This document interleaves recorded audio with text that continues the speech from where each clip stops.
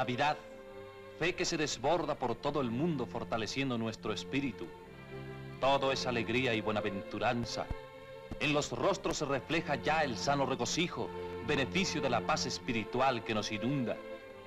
En todas las latitudes esperan jubilosos este día como un mensaje de fe y de esperanza.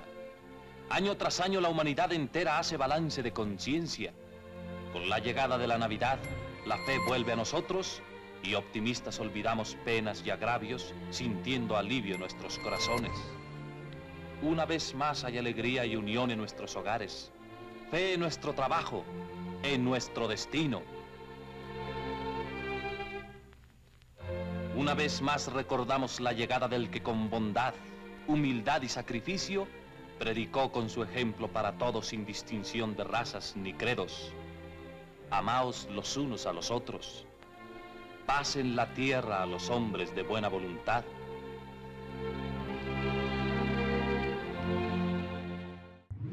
Más allá de la escarcha temblorosa de fresnos, sauces y álamos de la Alameda, del nácar en llamas de la luna y del azul olor a eucalipto, a diciembre lo adivinaba el trajín, la carrera del farolero contra la oscuridad, ocote en ristre, embistiendo a la trementina y el aguardiente, el lavado ritual de las cazuelonas para las torrejas enmieladas, la paciente confección, plumas de ganso, cera de Campeche, alambre de zinc de las alas de Los Ángeles de la Pastorela. Yo diría también que a diciembre lo adivinaba ya en el México de los 50, la carcajada del Santa Claus que se ponía en una tienda departamental en Insurgentes. Era un Santa Claus que estaba, bueno, era una máquina pues, pero estaba vivo y entonces se reía. Ese escenario, esa escena pasó a varias películas. Definitivamente un recuerdo de la niñez y los recuerdos que todos tenemos de la Navidad. Una descripción, una crónica perfecta de lo que se siente cuando uno está festejando las posadas, las novenas, las pastorelas y esta época que siempre une a toda la familia. Cintra Francesconi y Alberto Barranco Chavarría le damos la bienvenida a este programa especial de Navidad. Vamos a tratar de revivir las tradiciones, de buscar el origen, de tratar de encontrar a través de la palabra cuáles eran los vericuetos, cuáles eran los caminos de la celebración de Navidad, tanto en la Ciudad de México como en el país en general. Esto es Leyenda Urbana, no se despegue porque tenemos un especial de 2 programas de la Navidad. Noche de paz, noche de amor, todo duerme en derredor, viendo los astros que expanden su luz, viene anunciando al niñito Jesús. Brilla la estrella de paz, brilla la estrella de amor. Dicen que diciembre es el mes más bonito del año y efectivamente en diciembre se cuelgan las piñatas, en diciembre se celebran las posadas, se ponen los nacimientos, en fin, en diciembre hay cantos, hay fiestas, hay celebraciones, se despide el año viejo, se recibe el año nuevo, se arrulla al niño Jesús. En fin, diciembre lo adivinaba el momento en que la tía solterona, la tía que no se había casado, bueno, pues decidía empezar a confeccionar los trajes para la pastorela, las plumas de ganso que se iban pegando con cera de Campeche para ir armando, integrando pues con un alambre de zinc, integrando la estructura de las alas del ángel y desde luego estar machacando con los niños durante semanas y semanas para que pudieran en su momento repetir las estrofas de los villancicos. A veces, bueno, pues el villancico que se presentaba dentro del escenario de la pastorela, bueno, tenía normalmente una enseñanza en donde aparecían ángeles, aparecían diablos y aparecían personajes del pueblo. Normalmente la tradición de la pastorela era representar a un grupo de pastores que van a adorar al niño Dios que acaba de nacer allá en Belén. Van siguiendo la estrella de Belén y en el camino se van a encontrar con diablos que no los van a dejar llegar y van a poner una serie de trampas. Y bueno, en todo este escenario pues hay diálogos curiosos, etcétera, etcétera.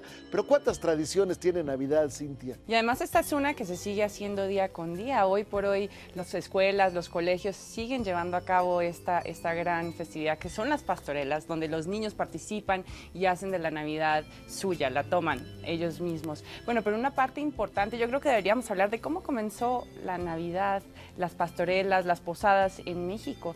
Bueno, vamos a decir la tradición. Por ejemplo, la tradición nuestra de verdad es las piñatas. Sin embargo, bueno, la tradición viene de Italia. En Italia, en la época de Cuaresma, después de las arduas jornadas de trabajo de los jornaleros, de los trabajadores del campo, se les regalaba una piñata llena de regalos, simplemente en una olla, no era una piñata como ahora, simplemente en una olla llena de regalos. Bueno, posteriormente esa costumbre pasa a España y por alguna circunstancia más bien se piensa que ese regalo debe darse en la época decembrina. Posteriormente llega a México y bueno, pues en México con la creatividad que tenemos hacemos piñatas de muchos colores, olores, sabores y sobre todo piñatas satíricas como aquella que representaba a Maximiliano, por ejemplo, aquella que representaba al policía, aquella que se presentaba a tal. Hay quien dice que las piñatas de 7 picos representan los 7 pecados capitales. La gula, la lujuria, la envidia, en fin. Yo creo que esto es correcto, pero no se trata de un sentimiento malo el hacer una piñata, sino al contrario, es un sentimiento festivo que le regala a una gente que durante un tiempo estuvo trabajando. Pero sí, efectivamente así se maneja la tradición. Bueno, las piñatas definitivamente manejan toda una simbología cristiana, ¿no? Decían, como tú decías, efectivamente, que los picos de las piñatas eran los 7 pecados capitales, además de los colores que significan pues la tentación del demonio, ¿no? Estos colores festivos, vibrantes, llamativos, es la tentación. El hecho de que, bueno, el niño le cubrieran los ojos significa la fe que tenían a Dios, la fe, la confianza infinita. También el palo con el que se le pega la piñata supuestamente significa el combatir al pecado. ¿Cómo se puede combatir al pecado? Pegándole al demonio que es la piñata. Y ya cuando se destapa la piñata, se rompe la piñata, cae todo el amor de Dios. Todo lo que eran las frutas, los dulces, todo el amor de Dios que, bueno, se le reparte a todos los que están presentes en ese momento en la festividad. Todos los dones de Dios.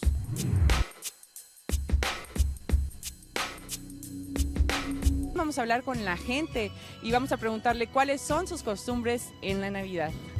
Estar con la familia, las piñatas, las posadas. Árbol de Navidad, poner el árbol y el nacimiento, pasarlas con la familia. Ponemos nacimiento, arbolito. Árbol de Navidad, todo. Me la paso con mi familia. Con melancolía. Festejar con la familia. Hacemos una comida entre familia. El arbolito, nacimiento. Árbol y nacimiento. Adornamos toda la casa. Tengo un niñito, Dios, que tiene como 70 años y siempre procuro ponerle, no en grande, ¿verdad?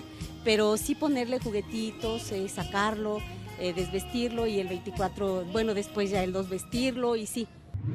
Es curioso cómo la gente interpreta el nacimiento a su manera, ¿no? De acuerdo con su costumbre, los artesanos recrean el escenario donde ellos mismos hubieran sido protagonistas de este nacimiento del Niño Dios. Pero bueno, también un lugar extraordinario en la Ciudad de México es el Museo de Iturbide o el Palacio de Iturbide. El Palacio de Iturbide, que está en la calle de Madero número 17, ahí se presentan nacimientos impresionantes, habría que verlos, porque bueno, el nacimiento tiene, la primera vez que se presentó lo hizo San Francisco de Asís. Francisco de Asís en una cueva puso la primera representación del nacimiento y de ahí se ha venido sofisticando, vamos con materiales cada vez más complejos, porcelanas, en fin. Todo esto, estas representaciones a lo largo de la historia de México las ha guardado, las ha recreado el Palacio de Iturbide, que tiene un banco, y bueno, ahí hace una exposición magnífica de esto.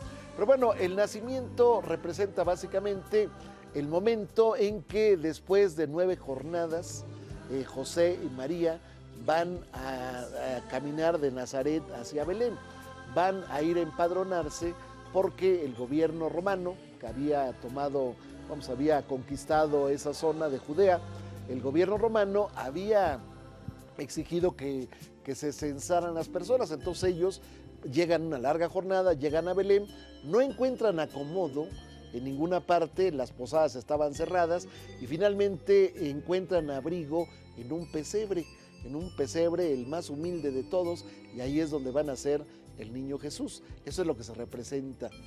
Ahora, otra tradición importantísima, las posadas.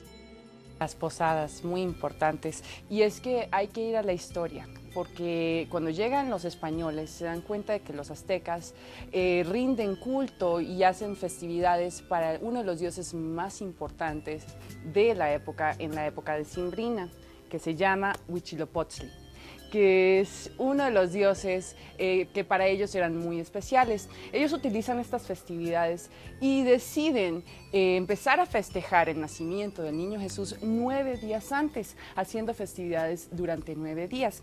Estos 9 días son muy simbólicos, como todo en la religión cristiana. Estos 9 días simbolizan los 9 meses del embarazo de la Virgen María. Estos 9 meses que pues definitivamente son muy importantes, sobre todo en el cristianismo. Bueno, 9 meses que finalmente representan también las 9 jornadas. Estas 9 posadas representan las 9 jornadas en que María y José caminan de Nazaret a Belén. Pero ya que mencionas a Huitzilopochtli, en Huitzilopochtli la tradición dice que nace en el momento en que una mujer, una sacerdotisa, se mete una bola de plumas que había encontrado, se mete en el seno. En ese momento ella queda embarazada. Y al quedar embarazada ella, pues sus hijos, los 400 urianos, se molestan, la van a asesinar junto con la Coatlicue, la van a asesinar a la señora, y finalmente Huitzilopochtli irrumpe cuando ellos ya llegan, irrumpe y los destroza a todos ellos. Esto es la conmemoración, de acuerdo con el rito de los mexicas, es la conmemoración del día y la noche. Es decir, los 400 urianos son las estrellas, la Coatlicue es la luna, la de los cascabeles en los, como si fueran aretes. Y bueno, en este escenario se da este encuentro, viene el choque y entonces Huitzilopochtli, que es el sol, renace todos los días. Eso es lo que nos dice la tradición, pero curiosamente, bueno, de ahí la retoman esa tradición, se empata con la religión católica y entonces se da escenario de las posadas. Y seguimos aquí hablando de las posadas. Bueno, habría que hablar de las posadas de las vecindades. Esas eran las mejores posadas que se daban porque realmente había una convivencia entre las personas que en su momento vivían en ese conjunto. Desde el principio, bueno, preparar a los niños para la representación de la pastorela. Posteriormente, adornar el espacio. Después venía el rito de hacer las piñatas. Generalmente una posada de vecindad no era una ni dos, a veces hasta 5 o 6 piñatas, adornarlas. Esto se hacía en forma artesanal. Ir a comprar la fruta era otro rito. Ir a la Merced, comprar una gruesa de naranja, una gruesa de caña. ¿Qué es una gruesa? Son 12 docenas. Esto evidentemente sale más barato. Naturalmente esto implicaba comprar también una gruesa de canastitas para repartir el aguinaldo. Durante muchos años eran canastitas que tenían pues porcelana, que eran muy finas, ahora ya no. En esta época, en los 50, 60, más bien eran canastitas de mimbre, donde se metían los dulces, las colaciones, y posteriormente, bueno, se van a repartir. Pero bueno, el rito empezaba también al momento en que en una tabla se ponían la Virgen María, José y San José, que van ella, la señora, la Virgen, la Madre de Dios, montada en un burrito para llegar a Belén. Y bueno, pues los niños llevaban en una tabla adornada con heno, con musgo, a veces con lucecitas, llevaban esta representación y de ahí se hacía la peregrinación por todos los patios de la vecindad. A veces había vecindades de 3 o 4 patios, se hacía la peregrinación y se iba cantando la letanía. Que eso es algo que se ha perdido, porque antes se hacía enfrente de las iglesias y hoy, de hecho, ya se hace más que todo en las casas particulares, ¿no? Antes, como usted decía, en el vecindario, digamos, se iba de casa en casa. Hoy por hoy ya es muchísimo más personalizado, ¿no? Sí, efectivamente, bueno, en las iglesias se sigue realizando el rito tal cual, ¿no? Pero estas eran fiestas, digamos, mundanas, pero al mismo tiempo con un hondo sentido religioso. Se cantaba, bueno, había que comprar las velitas para que los niños llevaran, y luego, pues a algún niño se le ocurría quemarle los cabellos a la niña que iba adelante. Es el olor del cabello chamuscado, decían, bueno, esto era parte del folclore. Iban cantando la letanía, llegaban a la casa, que era la anfitriona, y ahí se rezaba la estación donde se recordaba el pasaje de José y María, y posteriormente, bueno, venía ya el romper las piñatas, se subían los hombres más fuertes, subían a la azotea para jalar la piñata, como decías hace un momento, se le ponían la mascada al niño, el antifaz, para que no pudiera ver, o sea, cruz o cuernos, y bueno, finalmente cuando ya se cercioraba de que el niño no veía, aún así se le daban vueltas, se le daban 3 vueltas y ya empezaba este rito, ¿no? Se cantaba cuando se empezaba la piñata, no quiero oro ni quiero plata, yo lo que quiero es romper la piñata. No quiero oro ni quiero plata, yo lo que quiero es romper la piñata. Leche con frutas y canelones, a los muchachos que son picarones. No quiero oro ni quiero plata, yo lo que quiero es romper la piñata. Y en ese marco, ándale, Cintia, no te dilates con la canasta de los cacahuates.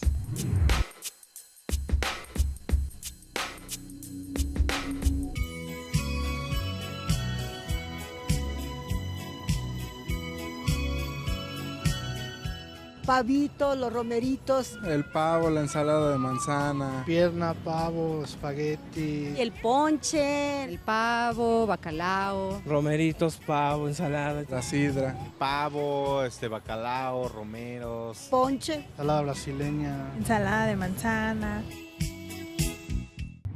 Una posada inolvidable se hacía en lo que alguna vez fue el convento de Betlemitas, que está enfrente de la Plaza Tolsá, en el escenario de la Plaza Tolsá. Este convento de Betlemitas, que hoy es el Museo Interactivo de Economía, ahí, bueno, pues desde los primeros tiempos en que se funda este convento, un hombre, Fray José de Betancourt, trajo parte de la celebración de lo que era el nacimiento. Y posteriormente, bueno, pues se quedó la tradición de celebrar la Navidad con mucha pompa, desapareció el convento, se convirtió en una vecindad, y en esa vecindad era la posada más codiciada, tan codiciada que en las estaciones de radio se hacían concursos para que la gente se ganara un boleto para ir a esa posada. ¿Quiénes iban? En aquel entonces, artistas como Chabela Vargas, iba la gente. ¿Y eran más... invitados estos artistas o ellos llegaban porque...? Algunos llegaban en forma espontánea, ¿eh? Estoy hablando de Pedro Armendáriz, por ejemplo, en su momento, estoy hablando de Lucha Villa, estoy hablando de Lola Beltrán. Algunos llegaban espontáneamente, otros eran invitados. Pero ¿cuál era la característica de ese lugar?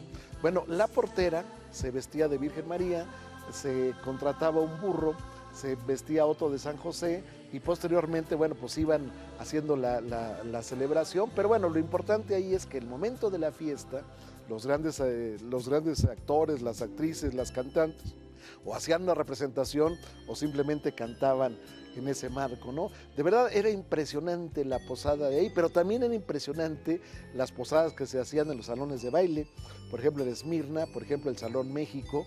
Bueno, se hacía la fiesta, la gente decía, bueno, pues es Navidad, es la época de recogimiento, no vayas a fiesta. Bueno, pero entonces hacía la posada en ese lugar, ¿no? Se anunciaba había una avioneta que circulaba a la Ciudad de México con un letrerito que decía, ven al Esmirna, a la posada.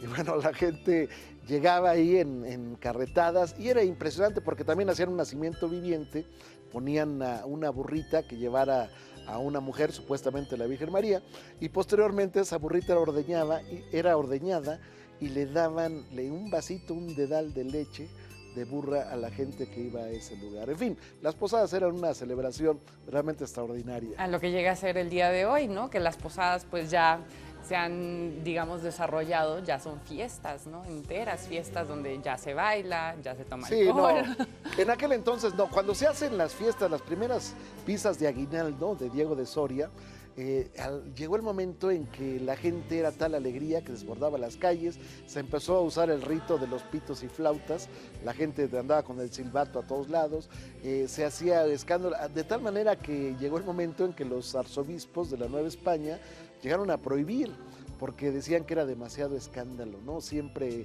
la hoja de lata, los tambores y todo eso era parte del mismo escenario. Es curioso cómo esta tradición que se creó en México, el de las posadas, también avanzó y llegó a Sudamérica, porque en países como Colombia, Perú, Venezuela, es la misma posada, básicamente se celebran los 9 días antes del día de nacimiento de Jesucristo, y a diferencia se llaman novenas, porque se lee un novenario, pero también se le hace celebraciones con villancicos, también es mucha alegría, y además de que hay mucha alegría, también la comida es muy importante. No hay piñatas, a diferencia de México, pero es curioso cómo esta tradición fue bajando a través de que los españoles fueron conquistando América. ¿No siente usted ya el cosquilleo de Navidad? Si es así, no se culpe. Esta es la epidemia propia de la temporada más alegre y fraterna del hombre de nuestro tiempo. En Checoslovaquia, por ejemplo, se olvidan problemas de inusitada gravedad para sumergirse en el mundo mágico de la alegría y la fabricación de todos esos pequeños artículos que contribuyen a subrayarla. Para los grandes, regalos. Para los pequeños, diversión. Checoslovaquia se adelanta. Pronto México estará viviendo la temporada más blanca y cordial del año, la temporada de Navidad. ¿Por qué el arbolito de Navidad? Eso es muy interesante, porque toda la vida había nacimientos. El poeta Carlos Pellicer, que vivía en el Paseo de la Reforma, en las lomas de Chapultepec, ponía un nacimiento verdaderamente bellísimo, impresionante. Se tardaba mes y medio en irlo armando. En ocasiones el pocito tenía la posibilidad de que corriera el agua realmente. En ocasiones se movían las figuras. En ocasiones se compraban en Tlaquepaque las figuras. Pero bueno, ¿por qué el arbolito si la gente, los mexicanos, éramos de nacimiento? Bueno, la primera vez lo trajo a México el general Miguel Negrete. Miguel Negrete era enemigo de Porfirio Díaz, pero era un hombre poderoso y tenía una casa impresionante. Entonces se le ocurrió hacer con un pino que tenía en el jardín de su casa, lo adornó, le puso heno, pero la característica fundamental es que había 250 regalitos que estaban o bien así tal cual o bien adornados con papel. Y bueno, cuando la gente llegó a esa primera posada, estoy hablando de 1878, cuando la gente llegó a esa primera posada, se encontró con 2 canastas, una que tenía unos papelitos en rosa y otra con papelitos en azul. La gente llegaba, tomaba, si era mujer, tomaba en rosa, si era hombre, tomaba en azul, y ese papelito le daba al final la posibilidad de un regalo. Es decir, cada uno de los regalos que estaban colgados del arbolito tenía un número. Entonces la gente, de acuerdo con el número, bueno, reclamaba su regalo. Y es curioso que esta digamos, celebración del árbol, este pequeño momento tan especial que se ha convertido hoy por hoy en México y en el mundo entero, haya venido de los anglosajones. Se llama el día de Yule, el árbol de Yule, que viene del culto Wicca también. Qué curioso que haya bajado y que nos haya llegado aquí a México. Sí, porque además antes a los niños los juguetes los traía el niño Dios, ahora los trae Santa Claus, San Nicolás, aquel hombre que, bueno, pues le gustaba darle regalos justamente a la gente, no solamente a los niños, sino a la gente pobre de su comunidad. Pero bueno, este escenario ha ido cambiando en forma radical, pero la esencia se mantiene todavía. Afortunadamente en México se mantiene, se siguen cantando los villancicos. Por ejemplo, También tenemos la corona de velas. La corona de velas, que es parte importantísima de la Navidad. La estrella, que es la que remata el árbol, que es la estrella de Belén. Pero tengo aquí algunos textos. Por ejemplo, el maestro Carlos Pellicer escribió lo siguiente: ya ha juntado sus manos la medianoche, la oración en silencio, qué bien se oye. Y luego Ignacio Manuel Altamirano escribió: la noche buena se viene, la noche buena se va, y nosotros nos iremos y no volveremos más. Pero también Sor Juana Inés de la Cruz escribió villancicos. en el cual festivos, villancicos para niños, y dice lo siguiente: festejen y aplaudan en aqueste día la posada hermosa de José y María. Ángeles y arcángeles, venid y cantad hoy en la posada que hay en mi corral. Estos eran los versos ingenuos que le daban calor, sabor, olor a la Navidad. Y naturalmente, bueno, hablando de olor, la castaña. La castaña es parte imprescindible de la Navidad. El olor cuando se está tostando la castaña, cómo llegaba, se metía por toda la Alameda Central y bueno, nos daba la sensación de que estábamos efectivamente en diciembre. Bueno, pero esa es una tradición también como anglosajona, ¿no? Es anglosajona, efectivamente, no es nuestra. Sin embargo, bueno, se metió profundamente a la Somos vida de vecinos México. al fin y al cabo, ¿no? Somos vecinos. Finalmente, de todo este, digamos, collage de costumbres, bueno, pues queda un común denominador, que es el recuerdo del nacimiento del niño Dios. Y con ese pensamiento nos vamos a despedir en estos momentos de este programa, que es uno de los primeros, el primero de hecho, de la Navidad que presentamos para culminar este año de Leyenda Urbana. Le damos las gracias por habernos permitido entrar en la sala de su casa. Lo esperamos el próximo sábado.